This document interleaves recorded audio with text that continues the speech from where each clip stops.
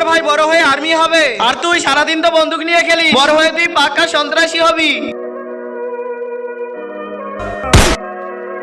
15 বছর পর।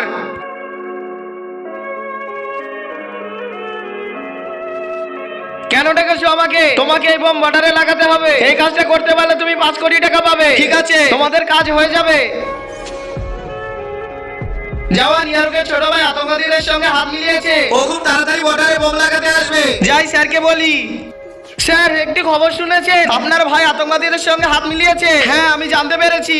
বন্ধুরা, সবাই তো মায়ের জন্য লাইক সাবস্ক্রাইব করে। আজকে দেখবো বাবার জন্য কে লাইক সাবস্ক্রাইব করে এবং কমেন্টে বাবা লেখে।